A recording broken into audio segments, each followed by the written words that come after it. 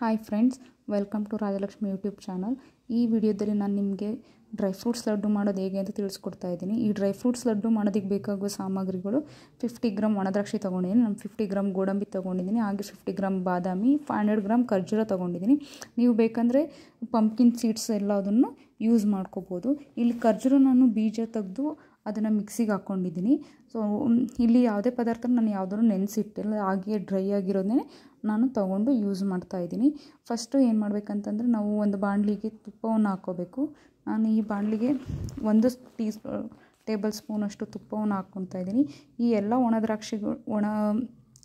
Dry ಫ್ರೂಟ್ಸ್ಗಳನ್ನು ನಾವೇನು ಮಾಡಬೇಕಾಗುತ್ತೆ, ತುಪ್ಪದಲ್ಲಿ ಹುರ್ಕೋಬೇಕಾಗುತ್ತೆ. ಇಲ್ಲಿ ನಾನು ಯಾವುದೇ ರೀತಿಯ ಈ ಡ್ರೈ ಫ್ರೂಟ್ಸ್ ಲಡ್ಡು ಮಾಡೋದಕ್ಕೆ ಯಾವುದೇ ರೀತಿಯ ನಾನು ಸ್ವೀಟನ್ನು ಯೂಸ್ ಮಾಡ್ತಿಲ್ಲ, ಸಕ್ಕರೆ ಅಥವಾ ಬೆಲ್ಲವನ್ನು. ಈಗ ನೋಡಿ, ನಾನು ಒಂದು ಬಾಣಲಿಗೆ 1 ಟೇಬಲ್ ಸ್ಪೂನಷ್ಟು ತುಪ್ಪ ಹಾಕಿದ್ದೀನಿ. ಆ ತುಪ್ಪಕ್ಕೆ ನಾನು ಇವಾಗ ಬಾದಾಮಿನ ಹಾಕ್ಕೊತಾ ಇದ್ದೀನಿ. ನಿಮಗೆ ಬಾದಾಮಿ ಇದೆಲ್ಲ ಬೇಕು ಕಟ್ ಮಾಡಿ ಹುರ್ಕೋಬೇಕಂತ ಏನಿಲ್ಲ, ನೀವು ಹಾಗೇ ಹುರ್ಕೋಬೋದು. ಹುರ್ಕೊಂಡು ಮಿಕ್ಸಿಗೆ ಹಾಕ್ಕೊಂಡ್ರು ಕೂಡ ಚೆನ್ನಾಗಿರುತ್ತೆ. ಇಲ್ಲ ನಾವು ಮಿಕ್ಸಿಗೆ ಹಾಕ್ಕೊಂಡ್ರೆ ನಮಗೆ ಕ್ರಂಚಿ ಫೀಲಿಂಗ್ ಸಿಗೋಲ್ಲ. ಸೊ ಕಟ್ ಮಾಡ್ಕೊಂಡ್ರೆ ಬೆಸ್ಟ್ ಅಂತ ನನಗೆ ಅನ್ನಿಸ್ತು. ಸೊ ನಾನು ಕಟ್ ಮಾಡಿಕೊಂಡು ಹಾಗೇ ಹುರ್ಕೊತಾ ಇದ್ದೀನಿ. ಈಗ ನೋಡಿ, ಬಾದಾಮಿನ ಹುರಿಬೇಕಾದ್ರೆ ಅದು ಕಲರ್ ಚೇಂಜ್ ಆಗುತ್ತಲ್ಲ, ಅಲ್ಲಿವರೆಗೂ ನಾವು ಹುರ್ಕೋಬೇಕಾಗುತ್ತೆ. ಹಂಗೆ ಕಂಟಿನ್ಯೂಸ್ ಆಗಿ ಹಿಂಗೆ ಸ್ಟಿರ್ ಮಾಡ್ತಾ ಇರಬೇಕಾಗುತ್ತೆ. ಇಲ್ಲ ಅಂತಂದರೆ ಅದು ಸೀದೋಗೋ ಚಾನ್ಸಸ್ ಕೂಡ ತುಂಬ ಇರುತ್ತೆ. ಸೊ ಅದಕ್ಕೋಸ್ಕರ ಸ್ಟಿರ್ ಮಾಡ್ತಾ ಇರಬೇಕಾಗುತ್ತೆ. ಇಲ್ಲಾಂದರೆ ಲೋ ಫ್ಲೇಮಲ್ಲಿ ಇಟ್ಕೊಂಡು ಮಾಡ್ಕೋಬೇಕಾಗುತ್ತೆ ನೀವು. ಈಗ ನೋಡಿ, ಅದೇ ಬಾಣಲಿಗೆ ನಾನು ಗೋಡಂಬಿನ ಹಾಕ್ತಾಯಿದ್ದೀನಿ. ಗೋಡಂಬಿನ ಹಾಕ್ಕೊಂಡು ಮತ್ತೆ ನಾನು ಫ್ರೈ ಮಾಡ್ಕೊತಾ ಇದ್ದೀನಿ ಗೋಡಂಬಿನೂ ಕೂಡ. ಇದು ಕೂಡ ಅಷ್ಟೇ, ನಿಮಗೆ ಹೋಲಾಗ ಹಂಗೆ ತುಪ್ಪದಲ್ಲಿ ಫ್ರೈ ಮಾಡಿಬಿಟ್ಟು ಹಾಗೆ ಮಿಕ್ಸಿಗೆ ಕೂಡ ಹಾಕ್ಕೋಬೋದು.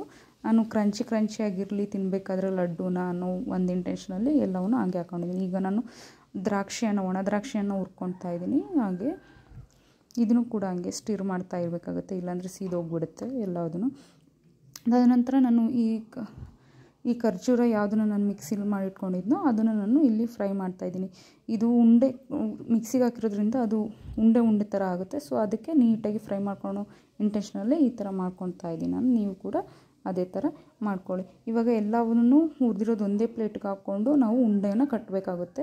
ಇಲ್ಲಿ ಯಾವುದೇ ರೀತಿಯ ನಾವು ಮತ್ತೆ ತುಪ್ಪವನ್ನು ಏನು ಯೂಸ್ ಮಾಡ್ತಿಲ್ಲ, ಬೆಲ್ಲ ಯೂಸ್ ಮಾಡ್ತಿಲ್ಲ. ಹಾಗೆ ಉಂಡೆ ಕಟ್ಟೋದಕ್ಕೆ ಈಸಿಯಾಗಿ ಬರುತ್ತೆ, ತುಂಬ ಟೇಸ್ಟಿಯಾಗಿ ಕೂಡ ಇರುತ್ತೆ, ಹೆಲ್ದಿಯಾಗಿ ಕೂಡ ಇರುತ್ತೆ. ನೀವೇ ನೋಡ್ತಾ ಇದ್ದೀರಾ, ಈಸಿಯಾಗಿ ಮಾಡ್ಕೊತಾ ಇದ್ದೀವಿ ನಾವು.